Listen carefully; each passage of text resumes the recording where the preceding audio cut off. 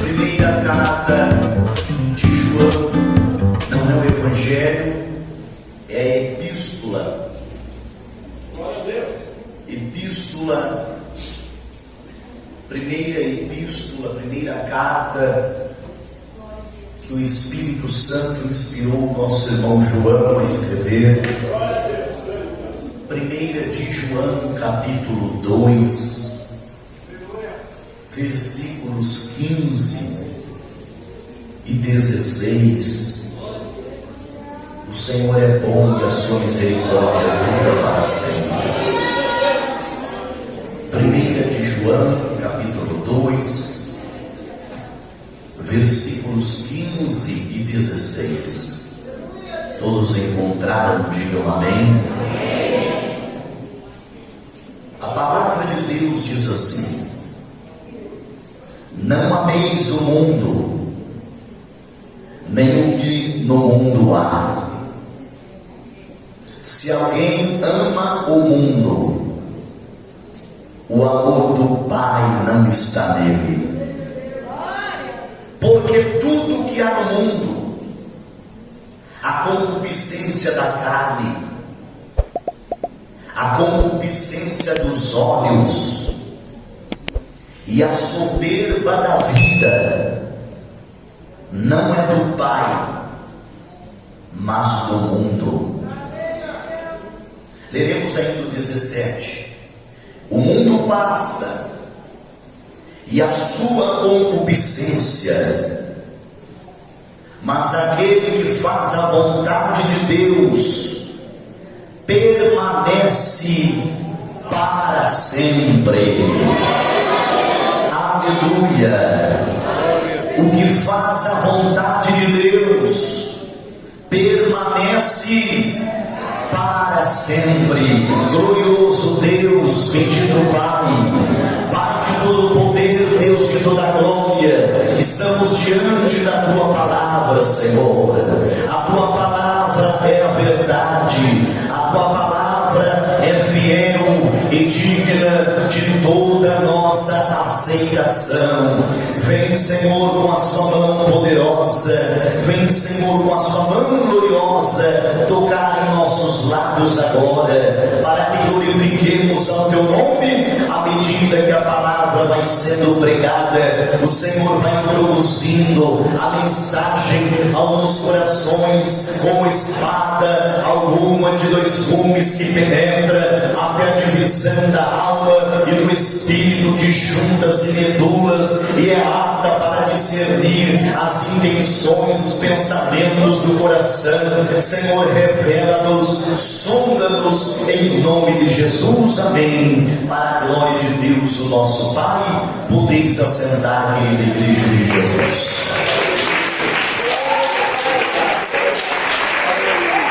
Aleluia! Glorificado o nome do Senhor pela palavra de Deus. Queridos, na carta que João escreve, são 3 cartas. João é autor de pelo menos 5 livros do Novo Testamento que nós entendemos. O mesmo João que escreveu o Evangelho, que traz o seu nome, Evangelho segundo João, escreveu também as 3 epístolas, primeira, segunda e terceira de João, e é escritor também do Apocalipse, o livro das revelações de Deus. João, que era um dos 12 e que andou com Jesus, de acordo com os relatos do próprio Evangelho, João parecia ser alguém bastante próximo do Senhor. Junto com Pedro e Tiago, percebam que nos momentos e nos eventos mais importantes dos evangelhos, João estava sempre ao lado do Mestre. Dos 12, Jesus sempre chamava 3 para ocasiões especiais. Foi assim no no Monte da Transfiguração, registrado em Mateus 17. Foi assim quando ele ressuscitou a filha de Jairo, quando colocou todos para fora da casa, inclusive os pais, ou seja, os visitantes, e só ficou com os pais e os discípulos Pedro, Tiago e João. Então João é alguém, ou foi alguém, que estava sempre ao lado de Jesus. A Bíblia diz que ele reclinava a cabeça no peito de Jesus, estava sempre ao lado de Jesus, e aqui ele recebe a revelação do Espírito Santo para trazer para nós um alerta muito importante a respeito do relacionamento entre os verdadeiros filhos de Deus. A forma em que os filhos de Deus se comportam e se relacionam tem a ver, queridos irmãos, com a vida relacional, ética, comportamental dos cristãos, que não é restrita apenas a crendices, a crenças, mas sim um relacionamento estreito com o Senhor, a Trindade Santa. E aqui está a diferença daquelas pessoas que apenas seguem, e quando digo seguem, estou falando de seguir ao movimento, de aderirem aos movimentos, sejam eles até eclesiásticos, o chamado cristianismo, ou o chamado meio gospel, ou evangélico, ou seja lá como você queira entender e chamar. João não está falando de evangélicos, João não está falando de pessoas simpatizantes da fé, João está falando de verdadeiros filhos de Deus. E a diferença entre os filhos de Deus e os seguidores de religiões, seguidores de movimentos, seguidores de instituições, seguidores de homens, seguidores de igrejas, de religiões, e seja lá o que for, porque, queridos irmãos, a impressão que nós temos é que todos que estão dentro de uma igreja ou num hall de membro fazendo parte, esses são filhos de Deus, e a Bíblia é bem clara e enfática que há uma diferença entre aqueles que se denominam religiosos e os verdadeiros filhos de Deus. Aleluia, glória a Deus. Por isso João os chama de filhinhos, versículo 12: filhinhos, escrevo-vos, porque pelo seu nome são perdoados os vossos pecados. Após ele trazer um conselho aos jovens, aos pais, ele traz, queridos irmãos, um lembrete muito importante: não ameis o mundo, não amem o mundo e nem no que no mundo há, porque se alguém ama o mundo, o amor do Pai não está nessa pessoa. Vamos entender que mundo tem mais de um significado na Bíblia. Se nós não entendermos isso, ficaremos perdidos com alguns textos, porque mundo não tem apenas um significado ou um sentido. Em João 3,16, Deus amou o mundo de tal maneira. Mundo ali, em João 3,16, diz respeito à humanidade, às pessoas. Se não leremos os textos e não entenderemos, ora, se Deus amou o mundo, por que Deus está dizendo que nós não devemos amar o mundo? Mundo em João 3,16 é humanidade. Deus amou as pessoas de tal maneira que deu seu Filho unigênito para que morresse pela humanidade. Mundo também pode significar planeta. Todo sistema de organização ecológica, planeta, atmosfera, rios, montanhas, A Bíblia diz que do Senhor é a terra, o mundo e tudo que há nele. Salmo 24. Mundo ali significa a casa onde moramos. Tudo é do Senhor. As plantas são do Senhor, os pássaros são do Senhor, os animais são do Senhor, a água é do Senhor, as montanhas são do Senhor, a praia é do Senhor, o mar é do Senhor, o oceano é do Senhor. Mundo do Senhor é a terra, toda a sua plenitude. O mundo e tudo que tem no mundo é do Senhor. O diabo não fez nada. No sentido de Salmo 24, mundo é planeta, mundo é a casa onde moramos, onde habitamos. Mundo aqui não é nem pessoas, nem planeta. Quando João diz não ameis o mundo, ele não está dizendo não ame a humanidade, porque Deus amou a humanidade. Ele não está dizendo não ame a natureza, porque nós, como mordomos de Deus, devemos cuidar de tudo que o Senhor Deus fez, criou pelo seu eterno poder. O Senhor Deus colocou Adão lá no jardim para lavrar e cuidar da terra. É importante sim, e missão nossa, cuidar do bem-estar da humanidade, ou seja, através do cuidado ecológico. Isso é muito importante. Agora, quando João diz não ameis o mundo, o que é mundo aqui? Mundo aqui em João 2,15 é um mundo sistema, é um sistema mundano. Esse sistema mundano que é regido por Satanás, a qual a Bíblia diz que o Deus desse século, perceba, Deus com D minúsculo, o Deus desse século, porque o Deus de toda a terra é escrito Deus com D maiúsculo, é o Senhor de toda a terra. Mas existe um mundo paralelo, existe um mundo implantado por Satanás, que é chamado de sistema mundano. Esse sistema mundano foi implantado, foi inaugurado quando o diabo chegou perto de Eva, lá no Éden, e através de três coisas que João fala aqui, e que originaram lá na raça humana, lá no Éden. Perceba que o diabo usou as três armas, ou as três armadilhas que despertam todos os males na humanidade. Uma vez que entendemos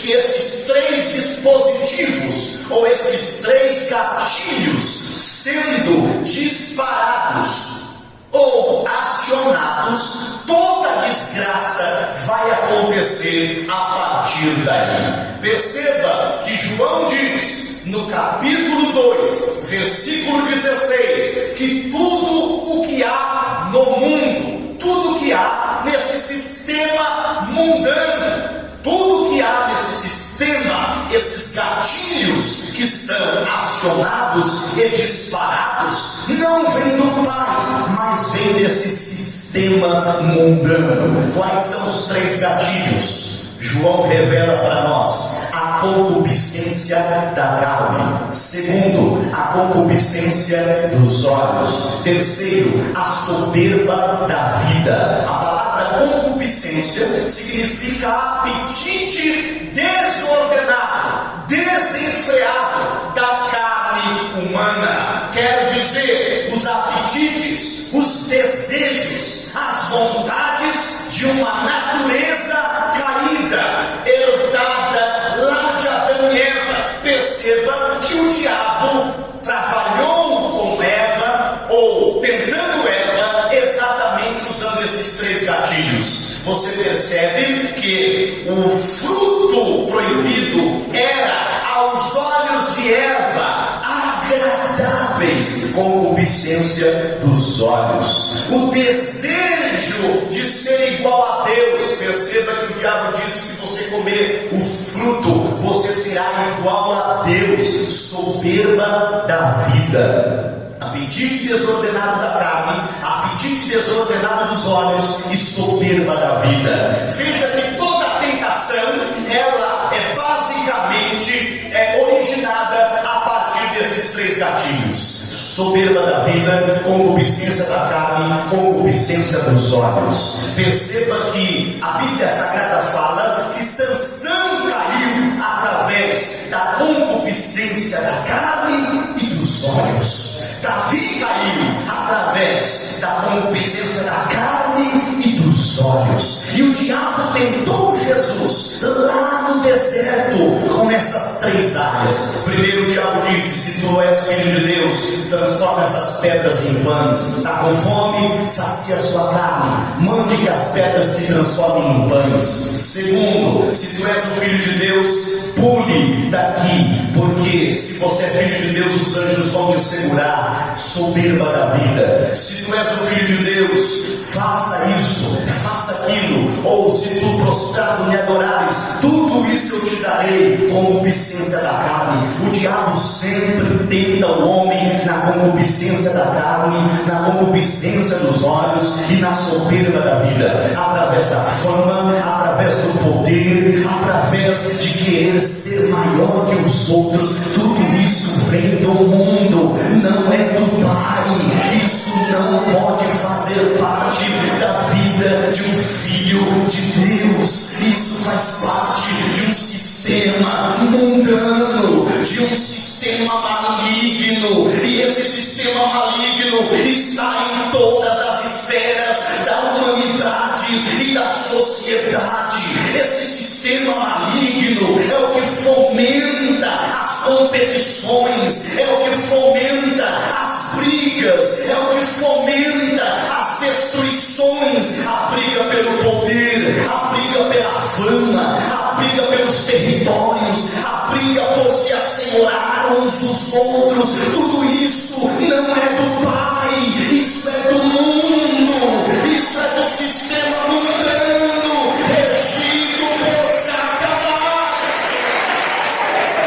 Não é do Pai. O diabo despertou a concupiscência dos olhos, a concupiscência da carne e a soberba da vida no coração de Eva, que por sua vez despertou no coração de Adão, e a desgraça estava feita. A partir de então, o mundo regido por Satanás estava começando a dar certo no coração de algumas pessoas. Você veja que Caim matou o seu irmão Abel. Por quê? Porque obedeceram aos impulsos carnais, a inveja de não conseguir ver o seu irmão sendo agradável a Deus. Ele se consumia por dentro, ele não aceitava. Como é que Deus aceita ele e não me aceita? Então, já que Deus aceita ele e não me aceita, eu vou tirar ele do meu caminho. Sistema do mundo faz com que pessoas tirem umas às outras dos seus caminhos. Faz com que pessoas, e isso você pode ver que nas empresas isso é muito real, onde um quer puxar, como se diz, o tapete do outro para ficar com o cargo do outro. E às vezes isso é fomentado pelos próprios patrões. Colocam dois funcionários para brigar e disputar para ver quem fica com o cargo, e a confusão está feita. Às vezes um fala uma coisa para um e fala a mesma coisa para o outro e deixa os dois brigarem, porque os dois brigando, um derruba o outro e um mostra mais serviço que o outro, e a empresa lucra e ganha em cima da briga dos dois. Sistema mundano. As competições, onde pessoas vão para as guerras, como nós vemos nos países, jovens que estão guerreando e brigando sem se conhecerem, sem se odiarem, mas precisam defender uma causa que, segundo os códigos, aí eles dizem que é para defender a bandeira do país. Não é para defender a bandeira do país, é para defender os interesses políticos dos homens gananciosos. Muitos deles nem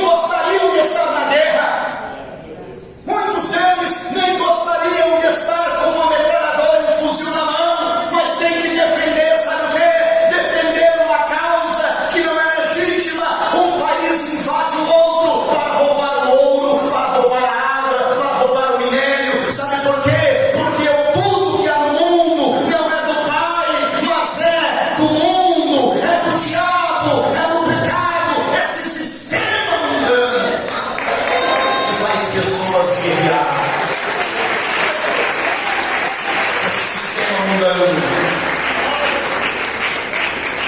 organizado por Satanás. E Satanás sabe muito bem como colocar um contra o outro. Satanás sabe muito bem como fazer isso. Ele organiza o seu sistema na política, na cultura, na economia, na religião.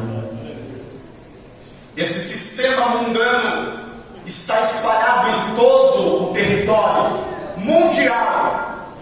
Esse sistema mundano, regido por Satanás, e que será muito em breve governado pelo anticristo, a qual a Bíblia diz que é o homem do pecado, o filho da perdição. É um sistema injusto, é um sistema onde há pouco tempo, eu falava ainda essa semana, há pouco tempo nós estávamos com tudo fechado, comércios, estabelecimentos, empresas, escolas, igrejas, tudo fechado, porque havia uma pandemia, ainda há, segundo eles dizem, uma pandemia universal, que não podia juntar pessoas, não podia, porque nós tínhamos aí a questão da Covid-19, e fecha tudo, e proíbe o pessoal de trabalhar, e se pegar alguém na rua, multa, prende. Alguns países até prenderam algumas pessoas, como na China agora estão prendendo, lacrando casas com pessoas dentro, para que as pessoas não saiam na rua, no famoso lockdown que estão fazendo na China novamente. Mas veja, meus irmãos, que mal passou o perigo, mal passou o problema, já estão fazendo Copa do Mundo, já estão enchendo estádios, já estão fazendo viagens internacionais, e parece que não tem mais pandemia, parece que acabou o problema, parece que não tem mais enfermidade, não tem mais fome. Colocaram a Copa num país bilionário para que as pessoas gastem dinheiro. Sabe por quê? Porque tudo isso é do mundo, é do mundo. O que gira é o dinheiro, é a fama, é o poder, é a visibilidade. Por isso que João está nos dizendo: amados, não amem o mundo e nem as coisas que há nesse sistema mundano, porque se alguém ama essas coisas, se alguém coloca o seu coração nessas coisas, o amor do Pai não está nessa pessoa. O mundo passa. Nós precisamos entender que esse sistema passa, mas aquele que faz a vontade de Deus. E eu me recordo das palavras de Jesus, quando Jesus foi interrompido durante a pregação por alguém que diz: mestre, lá fora estão a sua mãe e os seus irmãos que querem falar contigo. Jesus perguntou: quem é a minha mãe? E quem são os meus irmãos? A minha mãe e os meus irmãos são aqueles que fazem a vontade do meu Pai que está nos céus.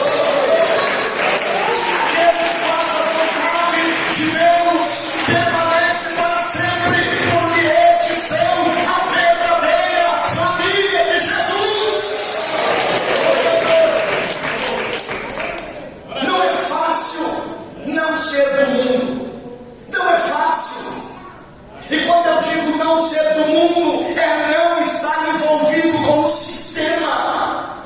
Se você perceber que o sistema está tentando te levar, rompa com o sistema urgentemente. No momento que você perceber que o sistema, e seja onde for, se o sistema tomar conta da igreja, rompa com o sistema. Sistema de competição. Não pode haver competição entre os obreiros da casa de Deus. Não pode haver competição entre os obreiros, entre os membros, entre os irmãos, entre as irmãs. Não deve haver competição. Nós não estamos trabalhando para o mundo, nós estamos trabalhando para o reino de Deus. E no reino de Deus, o maior serve o menor.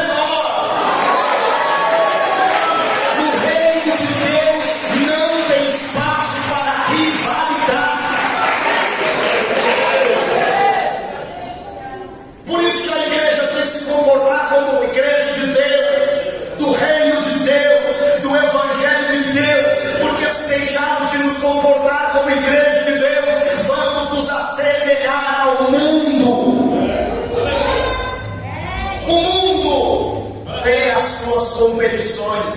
suas rivalidades. No mundo, as pessoas fazem concorrência, abre-se um comércio para disputar com outro comércio, para rivalizar com outra empresa, outra marca, seja lá o que for. No reino de Deus não tem lugar para isso. A marca do reino de Deus é o evangelho da paz. E se nós estamos envolvidos com o reino de Deus e não amamos o mundo, não estamos aqui para rivalizar, não estamos aqui para disputar, não estamos aqui para ver quem é maior, quem é melhor, quem canta mais, quem prega mais, quem fala mais, quem tem mais oportunidade. Não, isso é coisa de gente carnal, isso é coisa de gente mundana. Quem é espiritual discerne bem todas as coisas, e quem tem o amor do Pai não tem espaço para esse tipo de prática de obra da carne. Aleluia! Gálatas 5:19. A Bíblia Sagrada nos apresenta as obras da carne.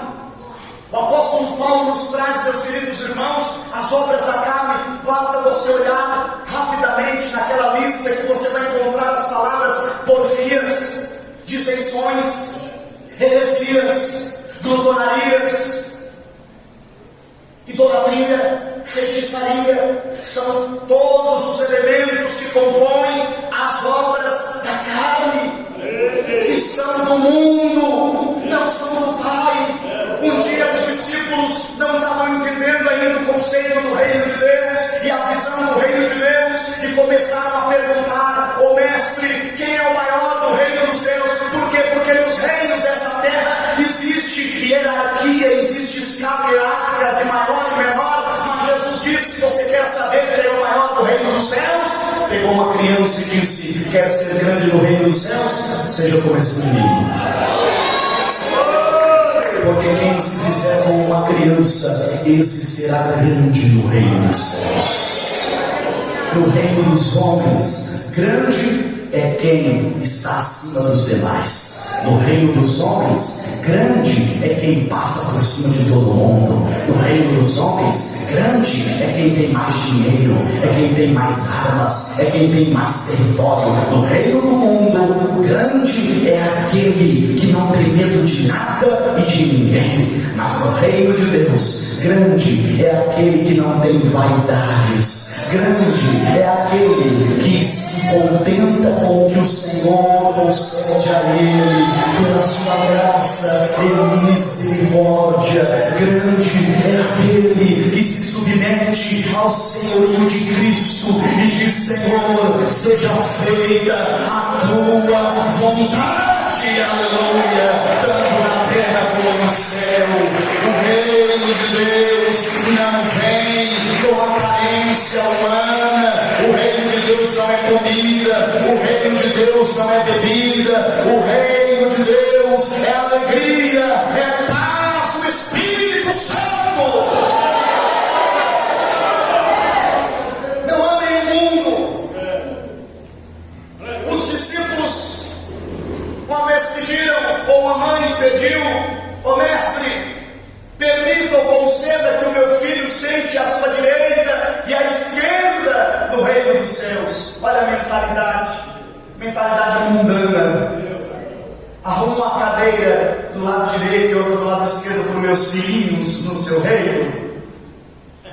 Porque essa é a mentalidade mundana. Arruma um emprego para a gente lá dentro. Arruma um cargo especial lá dentro. Não é assim na política? Não é assim que os homens fazem quando ganham os pleitos eleitorais? O nepotismo toma conta, coloca toda a família empregada. É assim o reino do mundo. Mas Jesus disse: olha, vocês podem batizar o batismo que eu batizei, vocês podem sofrer como eu sofri, até morrer como eu vou morrer, mas o sentar à direita ou à esquerda não compete a mim, compete a meu Pai que está nos céus. Eu acredito que aquela mãe saiu frustrada. Poxa, eu achei que eu ia conseguir uma vaguinha para os meus filhos lá no reino dos céus. A A mentalidade mundana é totalmente corrompida. É uma mentalidade baseada nos interesses, baseada no poder, baseada na fama. E quando tudo isso tomar conta dos nossos corações, é sinal que nós estamos longe de Deus, longe de Jesus, longe do Espírito Santo. Mas a partir do momento que nós nos esvaziarmos de nós mesmos, e por isso Jesus disse: quem quiser vir após mim, negue-se a si mesmo. Por que negue-se a si mesmo? Porque quando eu me nego a mim mesmo, eu mato, eu crucifico a concupiscência da carne, a concupiscência dos olhos, a soberba da vida, e eu me revisto da graça e da glória do Espírito Santo de Deus. Quando eu me esvazio do mundo, eu sou cheio de Deus. Quando eu me esvazio de Deus, eu me encho do mundo. A verdade é que eu nunca serei cheio de Deus se eu estou cheio do mundo. E eu nunca serei cheio do mundo se eu estiver cheio de Deus. Se a igreja quer estar cheia de Deus, então se esvazie do mundo. Não busque os seus próprios interesses, como disse Paulo, mas o interesse dos outros. Quero dizer, ainda que eu me dê mal, mas que o meu irmão se dê bem. Ainda que eu não ganhe, mas que o meu irmão ganhe. Porque foi isso que Jesus fez.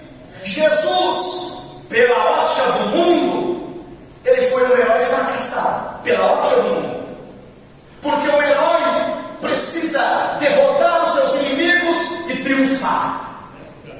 E os discípulos, em alguns momentos, diziam: mestre, como disse Pedro, de forma alguma vai acontecer isso com o Senhor, ser crucificado, jamais, mestre. Porque a mentalidade de Pedro ainda era mundana. Tanto que quando foram prender Jesus, Pedro quis dar um jeito de defender o mestre. E Jesus falou: Pedro, guarda a espada, Pedro. Ninguém tira a minha vida, eu entrego a minha vida. Ninguém está tirando a minha vida, eu estou entregando, eu estou me esvaziando. É como Paulo disse aos Filipenses: ele se esvaziou da sua glória, ele tomou a forma de servo e aceitou a morte, e morte de cruz, aleluia. Mas Deus o exaltou soberanamente e lhe deu um nome que está acima de todo nome, para que o nome de Jesus se dobre todo joelho e toda língua confesse que Jesus Cristo é o Senhor, para a glória de Deus. Quem se esvazia de si mesmo, Deus lhe enche da sua glória. Aleluia! Jesus não precisava ser defendido, Jesus não precisava que os discípulos o defendessem. Nós não precisamos fazer guerras defendendo o Evangelho. Não, o Evangelho não se defende com guerras na rua, o Evangelho não se defende com passeatas e manifestações. O Evangelho se defende vivendo, praticando, exercendo a misericórdia, o amor e a bondade, guardando os princípios e os mandamentos da palavra. Agora entenda, eu termino a mensagem aqui, que quando nós odiamos o mundo, nós também somos odiados pelo mundo. Irmãos, os grandes erros de muitos movimentos chamados cristãos, gospel, foi de querer ser mais suave ao mundo.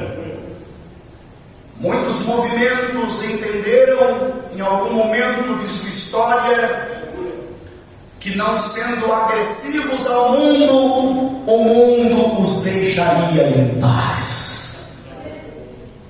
Entenda uma coisa: a partir do momento que o mundo e o mundanismo vir que você está do lado oposto, você será fortemente bombardeado com artilharia pesada. A partir do momento que perceberem que na empresa você não se comporta como os mundanos, você será odiado, perseguido, deixado de lado, ridicularizado, chamado de crentinho, chamado de bobo, de boca aberta, de sonso, de tanta coisa. Sabe por quê? Porque eles muitos trabalham com o sistema mundano da mentira, da traição, da falsidade, da falcatrua, para ganhar vantagem. Eles lambem até os sapatos de quem faz coisa errada, mas quem tem temor de Deus fala a verdade, vive a verdade, anda na verdade, pratica a verdade e não aceita a mentira, ainda que seja dano, ainda que ganhe menos dos homens, mas ganha mais do Senhor. O sistema mundano diz: você vai precisar fazer uma mentira profissional, e você, no seu interior, no seu entendimento, você diz: não, mentira é do diabo, praticar a mentira é dos mundanos, e eu não vou fazer isso. Se Deus quiser me abençoar, Ele vai me abençoar, mas eu não vou mentir, eu vou falar a verdade. Porque se alguém ama o mundo, o amor do Pai não está nele. Você vai receber convites indecentes, você vai receber convites audaciosos para praticar coisas que desagradam o Espírito Santo de Deus. Mas algumas pessoas vão dizer, pagando bem que contém. Pois é, a mente dele é mundana, o coração é mundano, a prática é mundana. E quando eu falo de igreja mundana, de crente mundano, não estou me referindo a denominações. Tem muita gente mundana também no nosso meio. Tem muita gente mundana, com pensamento mundano, com comportamento mundano, se vestem até de crente, mas a atitude é de gente mundana, o comportamento é de gente mundano. No dia a dia eles revelam o mundanismo que está dentro deles, porque o amor do Pai não está nele, o amor de Deus não foi revelado ao seu coração, porque falta-lhes o Espírito Santo. Mas aquele que tem o Espírito de Deus e foi convencido por ele, e a graça de Deus o alcançou, ele pratica as boas obras, frutos dignos de arrependimento, como fez Zaqueu. Eu vou restituir quadruplicadamente aquilo que eu tomei dos outros, porque agora o amor do Pai está em mim.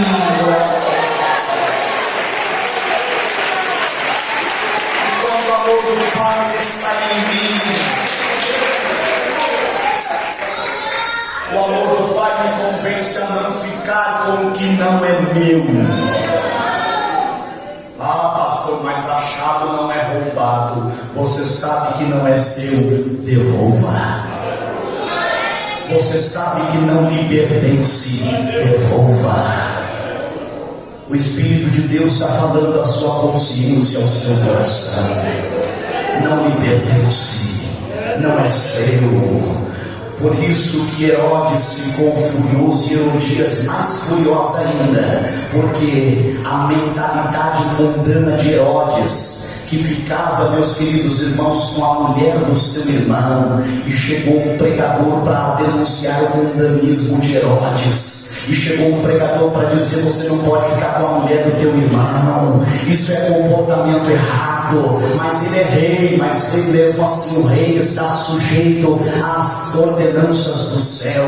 Não tem homem maior que o Senhor nosso Deus e a autoridade da sua palavra. Quando o Senhor Deus chamou o profeta Natan para repreender a Davi, Natan não teve medo, porque ele estava imbuído da autoridade da palavra reveladora de de Deus, da profecia do céu. E quando Natan disse a Davi: você não pode ficar com uma mulher que não é sua, ou seja, com toda aquela parábola, você sabe que Natan falou para Davi: você é esse homem, você tem esposas, mas você pegou a esposa de Urias e ainda matou, colocou ele na frente da batalha. Não, mas não foi Davi quem matou, não foi Davi quem matou com as mãos, mas foi Davi quem colocou o soldado para morrer na guerra. Ele sabia muito bem que se colocasse Urias e recuasse o exército, Urias morreria. Ele fez tudo premeditadamente. Davi agiu como um mundano.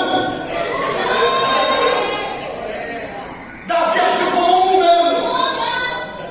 Deus viu que não fui eu que matei, eu só coloquei na frente da guerra. Isso é comportamento de mundano. Vendo que a pessoa vai se dar mal e não avisa. Vendo que a pessoa vai se dar mal e não defende. Vendo que a pessoa vai se dar mal e não vou tirar a mão, vou fingir que não estou vendo, porque não é comigo. Não, deixa, fulano que se vive. Se você é do reino de Deus, avise o seu irmão. Se você faz parte do reino de Deus, socorra o seu irmão. Se você faz parte do reino de Deus, não deixe um soldado ou um ferido morrer sozinho. Ajuda, vai atrás, anuncia, denuncia, fala, repreende, orienta, faz alguma coisa.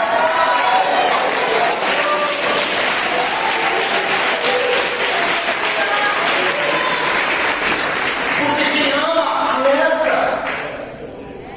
João Batista alertou Herodes, mas isso deixou Herodias indignada. Quem é esse tal de João para entrar no nosso caminho? E veja, quando Salomé dançou no palácio, a Bíblia Sagrada diz que Salomé dançou e Herodias falou para ela: o que o rei te ofereceu? Ele ofereceu até metade do palácio. Você sabe o que é isso?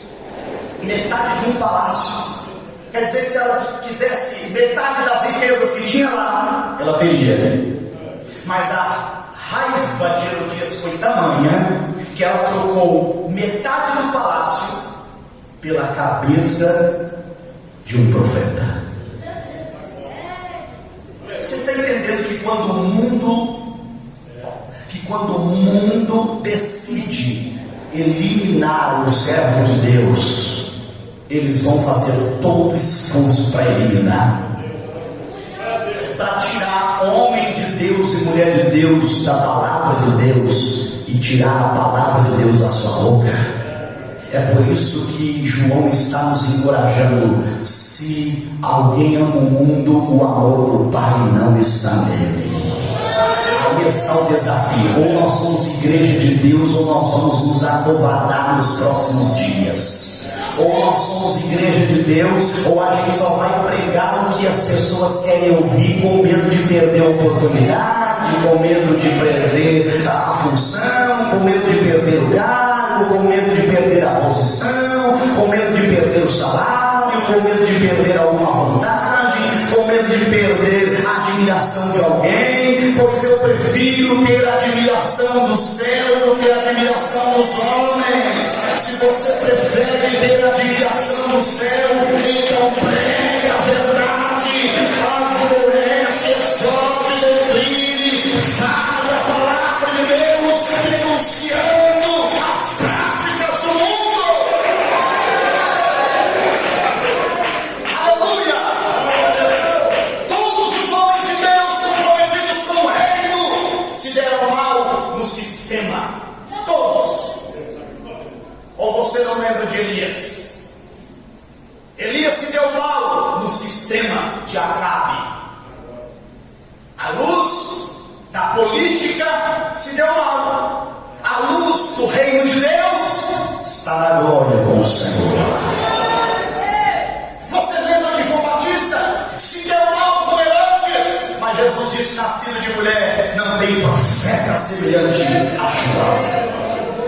Você se lembra de Micaías? Micaías, ao pregar, levou um tapa na boca e alguém disse: esse homem só profetiza coisa ruim.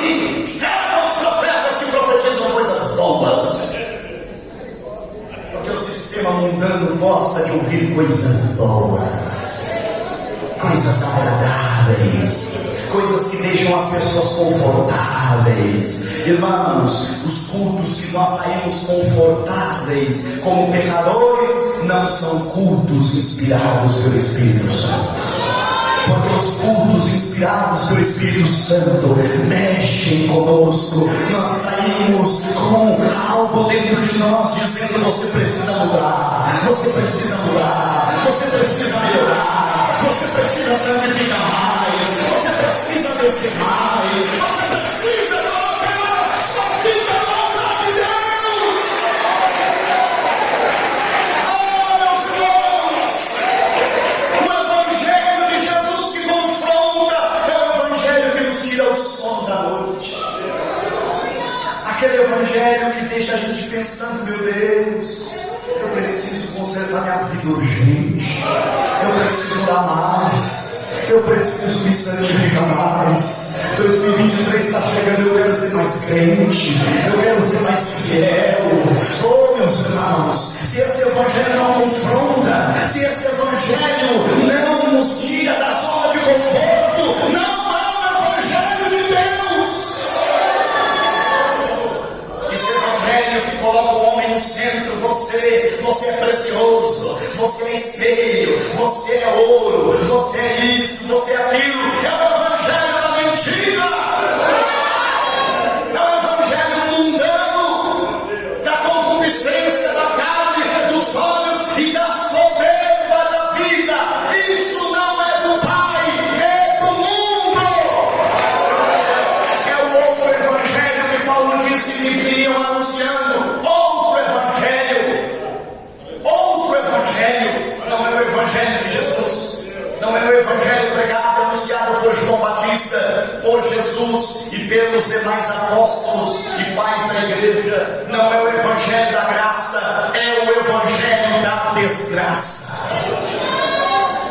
O Evangelho da desgraça coloca o homem no centro.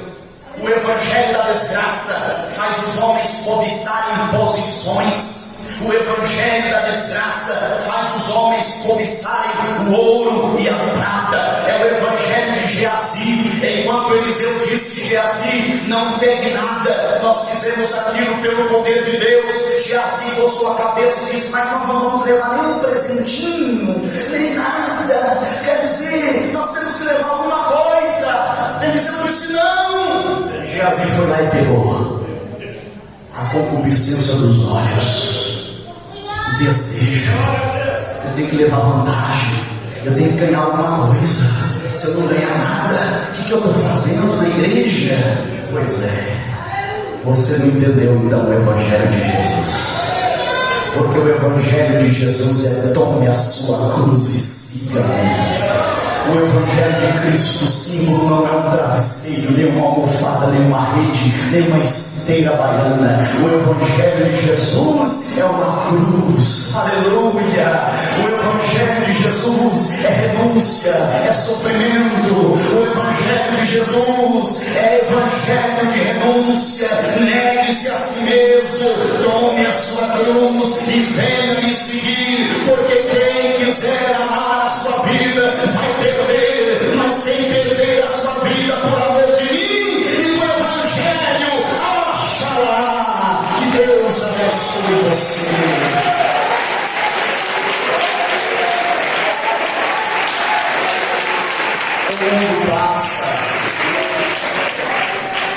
O mundo passa, o tempo passa, nós envelhecemos, nossa pele muda. Cuide do seu corpo, do seu cabelo, da sua roupa, mas não cuide disso mais do que cuida da sua alma e do seu espírito. Tem muita gente perdendo tempo tanto com coisas naturais, visíveis, materiais. Não estou dizendo que não deva cuidar. Cuide-se, arrume-se, faça sim aquilo que for necessário fazer, mas não deixe isso tomar conta do seu coração. Não fique demasiadamente preocupado porque apareceu um sinalzinho que não tinha, um carocinho que não tinha, ou uma coisinha, um fiozinho de cabelo aqui ou ali que não tinha, porque isso vai passar, tudo isso vai passar, mas aquele que faz a vontade de Deus vai permanecer na presença do Senhor. Preocupe em cuidar da sua alma e do seu coração.